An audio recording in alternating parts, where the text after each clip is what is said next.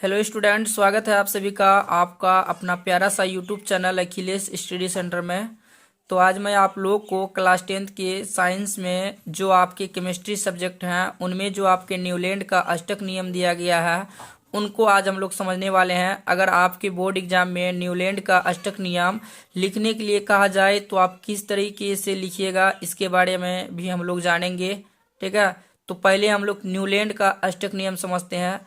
लेकिन मैं आप लोगों को बता देना चाहूँगा, अगर हमारे चैनल पर नए हैं तो आप हमारे चैनल को अभी सब्सक्राइब कर लीजिए और ऑल नोटिफिकेशन को भी ऑन कर लीजिएगा, ताकि हमारा जब भी कोई नोटिफिकेशन होगी, जब भी कोई न्यू वीडियो होगी, सबसे पहले आपको इसका जानकारी मिले। तो मैं आपको अष्टक नियम समझा देता हूं, और इसका अगर पीडीएफ आप लेना चाहते हैं तो आपको हमारे व्हाट्सएप ग्रुप, जो हमारे चैनल के कम्युनिटी पोस्ट पर व्हाट्सएप ग्रुप का लिंक दिया गया है, वहाँ से आप जाकर जुड़ जाइए। आपको यही मतलब चीज़ जो है टाइप किया हुआ मिलेगा पीडीएफ के साथ। वो पीडीएफ से आप अच्छी तैयारी कर पाएंगे, जो कि आपके लिए बेहतरीन होगा। तो आइए, जैसा कि आप सभी को पता है, मेरा नाम अखिलेश मंडल है और मैं आप लोग को इस चैनल के माध्यम से क्लास 10th की बेहतरीन तैयारी करवाता हूँ। तो आइए मैं आप लोग को न्यूलैंड का अष्टक नियम समझाता हूँ। ठीक है, सबसे पहले अष्टक का मतलब समझ लीजिए कि अष्टक का मतलब क्या होता है। अष्टक का मतलब होता है आठ। ठीक है, अष्टक का मतलब क्या होता है, आठ होता है। और ये न्यूलैंड जो है ना, कहाँ के साइंटिस्ट थे? ये न्यूलैंड आपके अंग्रेज के साइंटिस्ट थे। वो कहाँ के साइंटिस्ट थे? अंग्रेज के वैज्ञानिक थे। न्यूलैंड के समय में मालूम है कितना तत्व ज्ञात था? मात्र 65 तत्व ज्ञात था। कब की बात हो रही है? 1865 की बात हो रही है। इससे पहले हम आप लोग को जो है वुल्फगांग डॉवेराइनर के बारे में बताए थे, और वुल्फगांग डॉवेराइनर 1817 में 30 तत्व का ही ज्ञात था। मतलब 1817 में कितना तत्व ज्ञात था?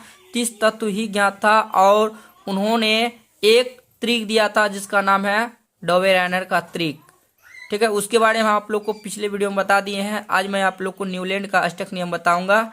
तो न्यूलैंड का अष्टक नियम, पहले हम लोग न्यूलैंड को जानते हैं। न्यूलैंड जो है अंग्रेज के एक मतलब वैज्ञानिक थे।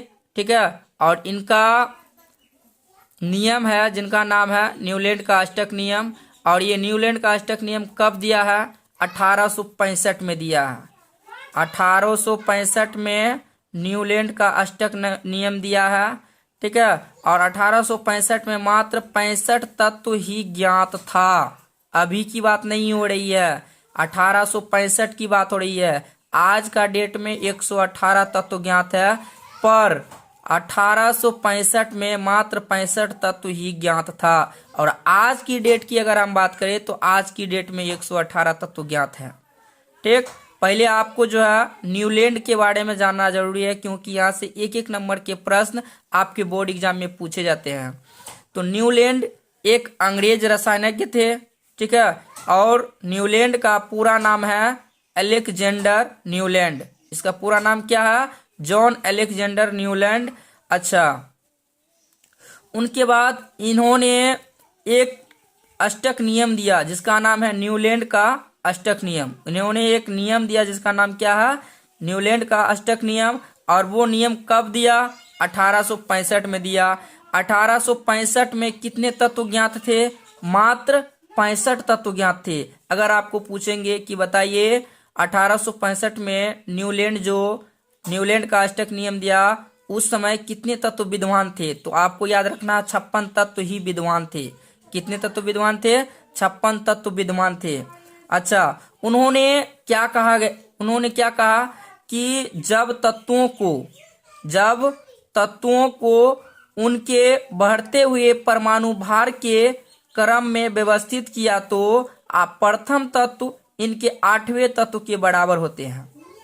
मतलब कि प्रथम तत्व का गुण इनके 8वें तत्व के गुण के बराबर होंगे, ऐसा न्यूलैंड ने कहा था। क्या बोला था? कि जब तत्वों को उनके बढ़ते हुए परमाणु भार के अनुसार व्यवस्थित किया तो प्रथम तत्व का गुण आठवें तत्व के गुण के बराबर होता है। और उन्होंने एक संगीत के माध्यम से भी कहा था, संगीत में भी देख लीजिए, सा रे गा मा पा धा नी सा। देखिए सो से स्टार्ट हुआ था, फिर सो आ गया, तो मतलब इस तरीके से जो है प्रथम तत्व आठवें तत्व के गुण के बराबर होते हैं, ऐसा न्यूलैंड ने कहा था। तो चलिए मैं आप लोग को अब बता देता हूं कि अगर एग्जाम में ये क्वेश्चन आ जाए तो आप किस तरीके से लिखिएगा। और मैं तो गारंटी लेता हूं कि ये क्वेश्चन आपके बोर्ड एग्जाम में आएंगे ही आएंगे, क्योंकि ये बहुत ही इंपॉर्टेंट है। इतना इंपॉर्टेंट है, और इतना इंपॉर्टेंट क्वेश्चन अगर नहीं आते हैं तो फिर एग्जामिनर का जीना बेकार हो जाएगा। इसीलिए ऐसा क्वेश्चन वो बोर्ड में देते ही हैं। तो आइए मैं आपको इनका न्यूलैंड का अष्टक नियम बता देता हूँ। तो यहाँ हमने लिखा है न्यूलैंड का अष्टक नियम। अंग्रेज रसायनज्ञ जॉन एलेक्जेंडर, जो कि न्यूलैंड का पूरा नाम है, पूछेंगे कि न्यूलैंड का पूरा नाम क्या है, तो आपको बता देना कि अंग्रेज के एक रसायनज्ञ थे जिनका पूरा नाम है जॉन एलेक्जेंडर न्यूलैंड, ठीक है, ने सन 1865 में अष्टक नियम दिया। एक नियम कब दिया? 1865 में दिया। उन्होंने तत्वों को उनके बढ़ते हुए परमाणु भार के क्रम में व्यवस्थित किया, रीअरेंज किया, तथा पाया कि आठवें तत्व के गुण पहले तत्व के समान थे, जैसे कि संगीत में सा रे गा मा पा धा नी सा, यानी 7 स्वरों के बाद 8वां स्वर पहले स्वर जैसा ही आता है। तो ये हो जाएंगे आपके न्यूलैंड के अष्टक नियम, ठीक है। मैं आपको बता देना चाहता हूँ न्यूलैंड का भी कुछ कमी रह गई थी, कुछ सीमाएं भी है, जो मैं आपको इस वीडियो में बता देता हूँ। इसका थोड़ा सा नॉलेज दे देता हूँ। अगर उस सीमा को भी जानना चाहते हैं तो इसके लिए पर्टिकुलर वीडियो लेकर आऊंगा, इसके लिए आप कमेंट हमें कर देना, ठीक है। इसकी क्या सीमा थी कि कैल्शियम तक तो इसका नियम मैच किया, ठीक है, कैल्शियम तक इसका नियम मैच किया, यानी प्रथम तत्व आठवें तत्व के गुण के बराबर हुआ, परंतु कैल्शियम तक ही हुआ। उसके आगे मतलब जो तत्व का खोज हुआ उससे आगे जो है ये नियम फेल हो गया, मिस मैचिंग होने लग गया। तो ये इसकी सबसे बड़ी कमी थी। क्या कमी थी? एक बार फिर से हो जाए। कमी ये थी कि उन्होंने प्रथम तत्व आठवें तत्व के गुण धर्म के बराबर, वो तो बोले थे, यानी प्रथम तत्व का गुण और आठवें तत्व का गुण बराबर होंगे, लेकिन ये नियम कब तक काम करता है? कैल्शियम तक ही काम करता है, क्योंकि बाद में जो तत्व का खोज हुआ ना, उसको जब रीअरेंज करने की कोशिश की तो वो जो है मिस मैचिंग होने लगा। ये न्यूलैंड का नियम में नहीं आने लगा, ठीक है, न्यूलैंड का अष्टक नियम में मतलब वो शामिल नहीं किया गया था। तो ये मतलब इसकी कमी थी, न्यूलैंड की क्या थी? ये कमी थी। और इसी कमी को फिर पूरा करने के लिए आते हैं कौन? मेंडलीफ आते हैं, ठीक है। मेंडलीफ एक वैज्ञानिक थे जो कि रूस का वैज्ञानिक थे, ठीक है। इनके बारे में भी हम आप लोग को एक पर्टिकुलर वीडियो के माध्यम से दूंगा। अगर आप लोग को ये वीडियो अच्छी लगी हो तो वीडियो को लाइक शेयर एंड सब्सक्राइब जरूर कर लेना, और आपको बताना है कि न्यूलैंड का अष्टक नियम समझ में आया या नहीं। अगर नहीं आया हो तो फिर से मैं इसके बारे में अच्छी तरीके से चर्चा करके आपको बताऊंगा, ठीक है। लेकिन इससे जितने भी ऑब्जेक्टिव टाइप प्रश्न पूछे जाते हैं वो आपको बहुत अच्छी तरीके से याद कर लेना है। जैसे आपको पूछा जाएगा कि न्यूलैंड कहाँ के रसायनज्ञ थे, तो आपको बताना है अंग्रेज के रसायनज्ञ थे। अच्छा, न्यूलैंड का पूरा नाम क्या था? John Alexander Newland. अच्छा, न्यूलैंड ने अष्टक नियम कब दिया? तो आपको बताना 1865 में दिया।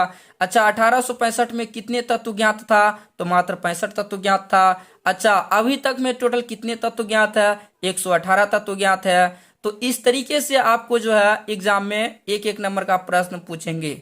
तो मैं इसी के साथ इस वीडियो को समाप्त करता हूं, और मिलते हैं फिर मेंडलीफ के आवर्त सारणी, मेंडलीफ के आवर्त नियम के वीडियो में। और अगर आपको ये वीडियो अच्छा लगा हो तो जरूर आप हमें कमेंट करके बताना, ठीक है। तो मिलते हैं नए वीडियो में नए टॉपिक के साथ, तब तक के लिए थैंक यू।